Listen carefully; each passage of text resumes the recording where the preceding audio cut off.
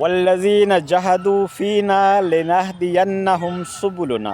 मोहतरम नाज़रीन और मोअज़्ज़ज़ सामीन किराम, मुझे आज मुस्तकिल इसके ऊपर वीडियो बनाना पड़ा क्योंकि ये जो ख़ुद गर्ज़ी है या ख़ुद एतमादी है या जो किब्र नफ्स है हमारे अंदर, वो इतना पाया जाता है कि हम हक़ को भी तस्लीम नहीं करते।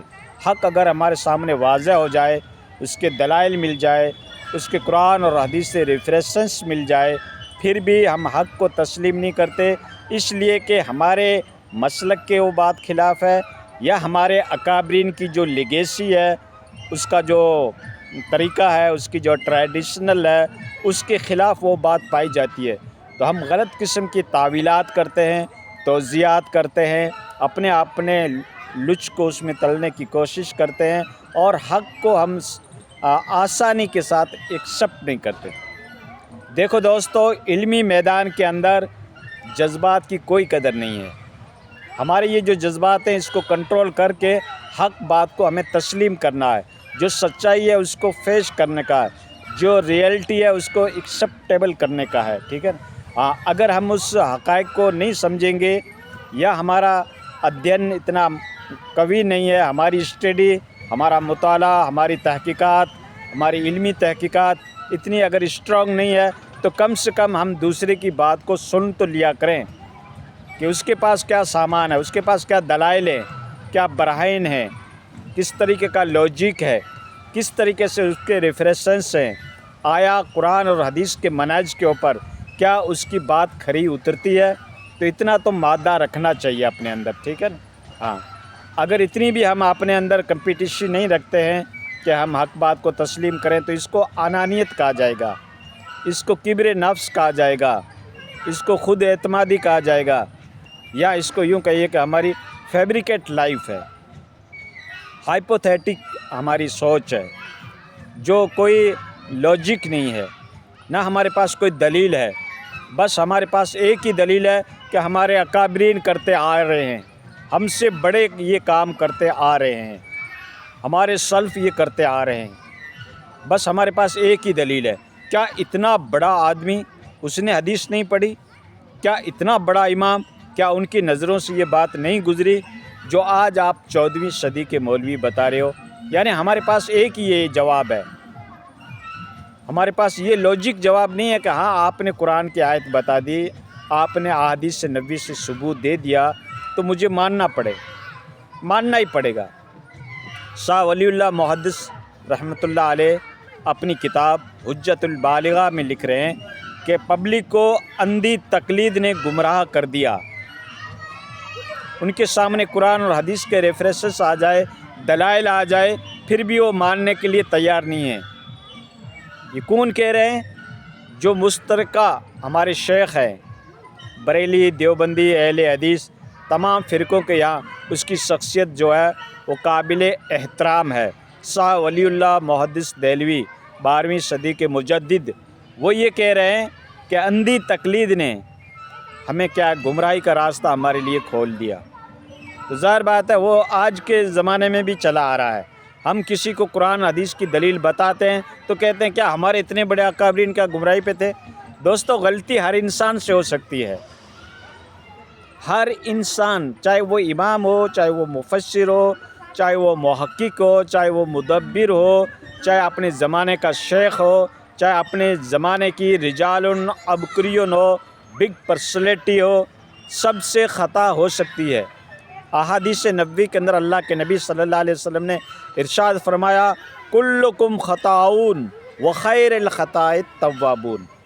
तुम में से हर इंसान ख़ताकार है या ख़ता का गलती हो सकती है।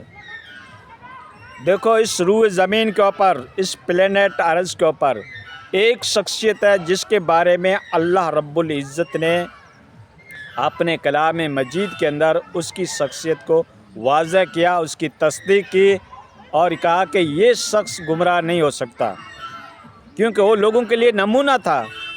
पैगंबर ही अगर कोई गलती करे, पैगंबर ही अगर कोई भूल चूक करे, तो फिर वो पब्लिक के लिए नमूना कैसे रहेगा, उसवे हसना कैसे रहेगा? تو پیغمبر غلطی نہیں کر سکتا، جس کو قرآن نے اپنے الفاظ میں یوں بیان کر رہا ہے وما ضل صاحبکم وما غوا۔ اور امام مالک رحمۃ اللہ علیہ کا بھی یہی قول ہے کہ اللہ کے نبی کی مزار کی طرف اشارہ کر کے کہا کہ یہ وہ شخص ہے جس کی بات سے اختلاف نہیں کیا جا سکتا، باقی ہر انسان کی بات سے اختلاف کرنے کا ہم کو حق حاصل ہے۔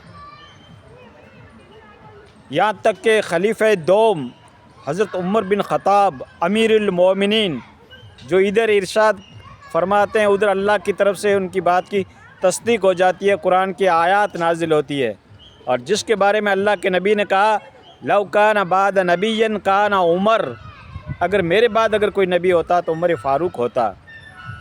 تو ان خلیفاؤں سے بھی چھوٹی موٹی بھول چوک ہو جاتی ہے کسی مسائل کے اندر، جس طریقے سے عمر فاروق رحمۃ اللہ علیہ کے عمر فاروق رضی اللہ تعالی عنہ کے بارے میں روایت آتی ہے کہ ایک بار وہ مسجد نبوی کے اندر گئے تو حسان بن ثابت جو شاعر اسلام ہیں وہ کچھ اشعار پڑھ رہے تھے، تو عمر فاروق نے اس کی طرف غصے کی نگاہ سے دیکھا تو حسان بن ثابت نے کہا کہ عمر اس طریقے سے کیوں دیکھ رہا ہے، آپ سے بھی بڑی شخصیت اس مسجد کے اندر موجود ہوا کرتی تھی، میں ان کے سامنے بھی یہ اشعار پڑھتا تھا، نعتیہ اشعار پڑھتا تھا۔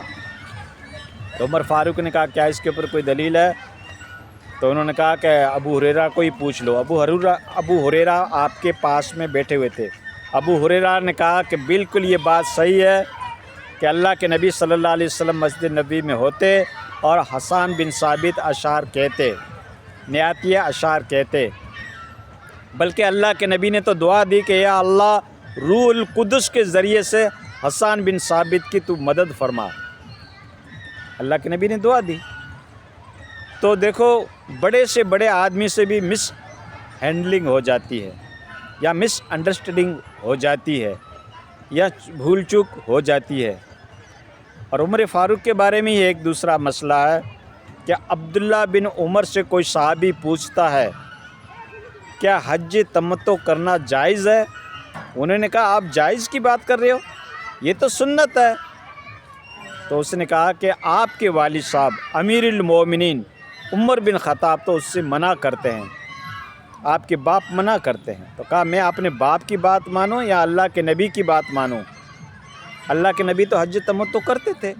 تو دوستو اس طریقے کی چھوٹی موٹی باتیں ہر ایک کے یہاں نکل آئے گی، اماموں کے یہاں نکل آئے گی، مفسرین کے یہاں نکل آئے گی، بڑے بڑے محققین ہیں، ریسرچر ہیں، جنہوں نے جد و جہد کی کتب احادیث کے اوپر، قرآنی تفاسیر کے اوپر جن کی محنتیں ہیں، ان کے یہاں بھی کچھ نہ کچھ مس ہینڈلنگ ہو جاتی ہے، کچھ غلطیاں سرزد ہو جاتی ہے، چاہے وہ اتحادی ہم غلطی کہیں گے، چاہے ہم اس کو اپنی سوچ و فکر کی غلطی کہیں گے، قیاس کی غلطی کہیں گے، لیکن غلطیاں تو ہر سے ہوئی ہے، بڑے سے بڑے لوگوں سے ہوئی ہے۔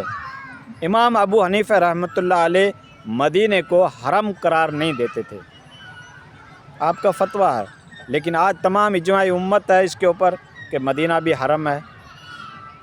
امام ابو حنیفہ رحمۃ اللہ علیہ عقیقے کو زمانے جاہلیت کی رسم قرار دیتے تھے، لیکن آج کی امت کر رہی ہے، فتویٰ اسی کے اوپر ہے۔ اس طریقے سے سوال کے 6 روزے جس کی حدیث کے اندر فضیلت بتائی گئی ہے کہ اگر آپ نے 6 روزے سوال مکرم کے رکھ لیے تو یوں سمجھو آپ نے پورے سال کے روزے رکھ لیے۔ ابو حنیفہ اس کو بدعت قرار دیتے تھے، آج کے سارے علماء کا اتفاق ہے۔ تو دوستو احادیث نبوی جو کمپاؤنڈ فارم کے اندر آج ہمارے پاس موجود ہے، ان اماموں کے پاس وہ احادیث نہیں تھی، وہ ان کے لیے سفر کیا کرتے تھے۔ ایک حدیث کا اگر اس کو معلوم ہوتا کہ فلاں جگہ حدیث ہے، کوفے کے اندر ہے یا بصرے کے اندر ہے یا حجاز کے اندر ہے، تو وہ لوگ سفر کر کے وہاں ایک حدیث کو معلوم کرنے کے لیے جاتے تھے اور سنتے تھے۔ آج پوری احادیث نبوی چاہے وہ ضعیف ہے، چاہے وہ صحیح ہے، چاہے وہ تواتر ہے، چاہے وہ مرفوع ہے، ساری احادیث کا ذخیرہ ایک کمپاؤنڈ فارم کے اندر سیاہ ستہ کے نام سے اور دیگر کتب احادیث کے نام سے ہمارے پاس موجود ہے۔ ہمارے گھروں کے اندر موجود ہے، ہم نیٹ کے اوپر معلوم کر لیتے ہیں، زمانہ بہت بدل گیا ہے، ٹھیک ہے نا. ہاں تو حدیث معلوم کرنا آج کے دور کے اندر کوئی اتنا مشکل نہیں ہے. ان اماموں کو تو بہت بڑا جد و جہد کرنی پڑتی تھی ایک حدیث کو معلوم کرنے کے لیے. تو دوستو پورا دین جب ہمارے پاس مکمل موجود ہے تو کیوں ہم کسی کے قول کو لے کر، کسی بزرگ کی ٹریڈیشنل کو لے کر، کسی اکابرین کے قول کو لے کر ہم اس کو دلیل بنائیں، اور ہمارے سامنے اگر قرآن اور حدیث کی کوئی پروف مل جائے، کوئی دلائل مل جائے، کوئی ریفریسنس مل جائے، کوئی ارجومنٹ مل جائے تو ہم اس کا کھلا انکار کریں. اسی کے بارے میں تو شاہ ولی اللہ محدث دہلوی رحمۃ اللہ علیہ نے اپنی کتاب حجت اللہ البالغہ کے اندر کہا کہ یہ اندھی تقلید جو ہے یہ گمراہی کی طرف لے جاتی ہے. ٹھیک ہے، تمہارے پاس، اور خود امام لوگ بھی یہی کہتے ہیں، اگر ہمارے قول کے خلاف اگر تم کوئی حدیث پاؤ تو ہمارے قول کو دیوار پہ ٹھوک دو. یہ مت کہو کہ اتنے بڑے آدمی غلطی کر سکتے ہیں. انسان غلطی کا گھر ہے، جس کی پیدائش مٹی کی ہے وہ غلطی کا گھر ہے. بشر جو ہے وہ غلطی کا گھر ہے. بھول چوک تو ہم اس کو بھول چوک ہی کہیں گے. وہ تو آدم سے بھی ہوئی، اور موسیٰ علیہ السلام سے بھی ہوئی، نوح سے بھی ہوئی، اور کئیوں سے ہوئی. ہم اس کو بھول چوک کہتے ہیں. پیغمبر کی شان میں ہم غلطی نہیں کہہ سکتے، ان کی اجتہادی خطا کو. تو بڑے سے بڑے انسان سے بھی غلطی ہو سکتی ہے دوستو. یہ مت کہو کہ اتنا بڑا عالم، اتنا بڑا اکابر، اتنا بڑا سلف، اتنا بڑا خلف، کیا ان سے غلطی ہو سکتی ہے؟ کیا آپ ان سے زیادہ جانکار ہیں؟ بس ایک ہی جواب دوستو، علم کے میدان کے اندر جذبات کام نہیں آتے. غصہ کرنا، گالی گلوچ پہ اتر آنا، اگلے کو زیر زبر کرنے کے لیے بازاری لینگویج بولنا، گنڈا گردی کی لینگویج بولنا، اس کے اوپر امپریشن ڈالنا اپنی طاقت کا، اپنی بہومت کا، اپنے پیسے کا، اور اس کی بات کو رد کر دینا، تو یہ کہاں کی عقل مندی ہے؟ یہ کہاں کی فراست ہے؟ یہ کہاں کی ذہنیت ہے؟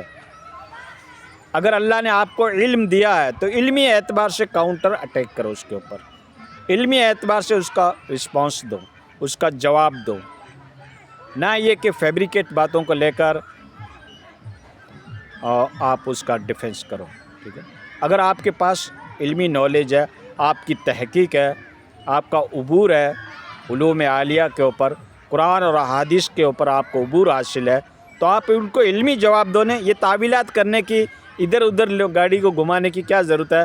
آپ مین پوائنٹ کے اوپر رہو، اصلی مدعے کے اوپر رہو، اور اس کے دلائل پیش کرو. اگر آپ کے پاس علمی صلاحیت ہے، کمپیٹیشن ہے، صلاحیت ہے، استعداد ہے، ایبیبلٹی ہے آپ کے اندر، تو آپ اس کو علمی ڈیفینس کرو، علمی رسپانس دو، حوالے دو، ارجومنٹ دو، دلائل دو، برائن دو، اگلا زیر و زبر ہو جائے گا. باقی اگر آپ کے پاس علم ہی نہیں ہے اور آپ دوسرے کی دھونس کسی کے اوپر بٹھانا چاہتے ہو تو یہ کہاں لاجک کہلائے گا. اس کو عقل مندی نہیں کہتے ہیں، اس کو علمی تحقیق نہیں کہتے ہیں، اس کو بزرگ پرستی کہتے ہیں، اکابر پرستی کہتے ہیں. جب اس کے مسلک کے پونچھ کے اوپر، جب کسی کے دم کے اوپر کسی کا پیر آتا ہے، علمی پیر آتا ہے، تو وہ آدمی چلا اٹھتا ہے کہ ہمارے اکابرین اتنی بڑی غلطی کر سکتے ہیں. کر سکتے ہیں دوستو. ٹھیک ہے، ہاں انسان ہیں، فرشتے نہیں ہیں. فرشتہ غلطی نہیں کر سکتا کیونکہ اس کے اندر غلطی کا مادہ پایا ہی نہیں جاتا. بلکہ انسان چاہے کتنی بگ پرسنالٹی ہو وہ خطا کر سکتا ہے، کتنا بڑا رجال ابکریون ہو غلطی کر سکتا ہے. ٹھیک ہے، غلطی، ہر انسان غلطی کا گھر ہے. اب اس کو اجتہادی غلطی کہہ دو، فہم و فراست کی غلطی کہہ دو، پرسیپشن کی غلطی کہہ دو، ایٹیچیوڈ کی غلطی کہہ دو، نظریات کی کہہ دو، لیکن ہوتی ہے دوستو، ماننا پڑے گا. ٹھیک ہے، ہاں.